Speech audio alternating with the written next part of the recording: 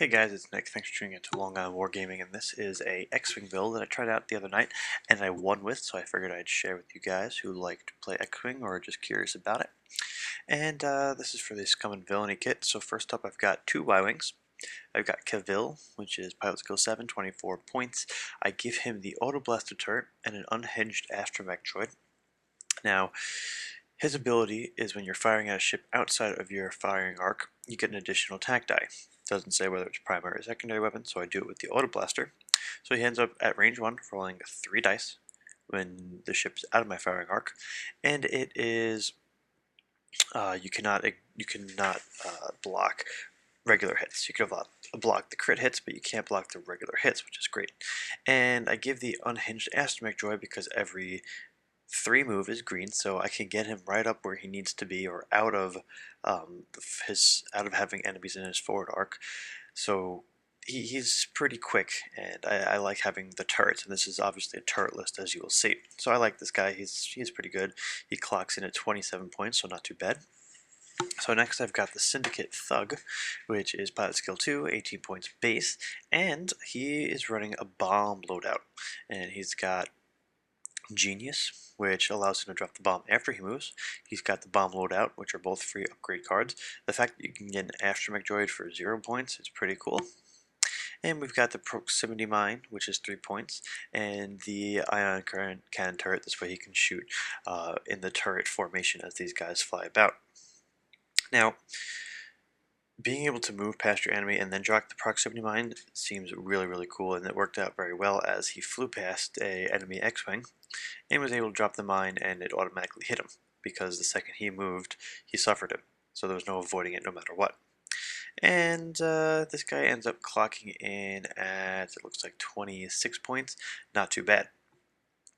And he has Pilot Skill 2, which is worth noting because he moves more often than not first. This way you can get the proximity mine exactly where you want it, and you can still make an action.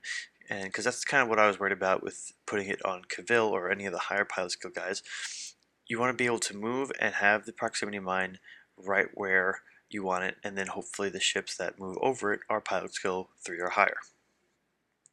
Next up I've got Kato. I think I've played this guy a few times. He's pretty decent. The fact that he steals a token is pretty stellar. He kind of helps with the turret formation because he's got a one-shot turret, the hotshot blaster that he can use once. I kept him outside of the formation but relatively close by, but I'm always firing even as I pass my opponent, which is wonderful. So I do like this guy. I try to keep him cheap because he's really there to steal the tokens and to get some close range shots, and then or fly by with the hotshot blaster. So he clocks in at only 18 points, which is pretty nice. Last up we've got Dace Donarm, and he's Pilot Skill 7, 23 points base, and he's just running a ion cannon. So we have 2 ion cannons and then the auto blaster. So we have this turret feel. You don't have to worry about getting line of sight or piloting too fancily. And his ability, which is nice, is the fact that at range 1 to 3, if someone gets hit by an ion turret, he can take a stress and a damage and cause yet another damage to that ship. So he's good at finishing off people if need be, or just getting some damage in if he's got a lot of extra health. Now, he ends up flying with the Syndicate Thug, them two nearby because you got the ion turrets. And then Cavill could be on the outside of the formation. This way he could still get a shot at range 1, and then Kato could be wherever you're needed. And there was one other thing I wanted to say. Dace comes in at 20 points, which is pretty good. So you got this average of 27, 28 points, and then the cheaper Headhunter. And these guys did pretty well. This list comes out to 99 points, so there is some wiggle room to put something else in there, and that's up to you guys what you want to do with that.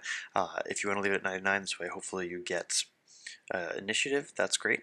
And or you can maybe put the dead man switch on Dace because odds are this ship is very squishy and he's going to die whether he's shot at or you're killing him by doing the 1 damage with his ability. Well, when he dies, you might as well have him blow up and kill some more people. So I hope you guys enjoyed this little mock-up of a list. It won me 1 game. I'm going to continue to do another one with it. And if you have any ideas or thoughts, please leave them below. Thank you.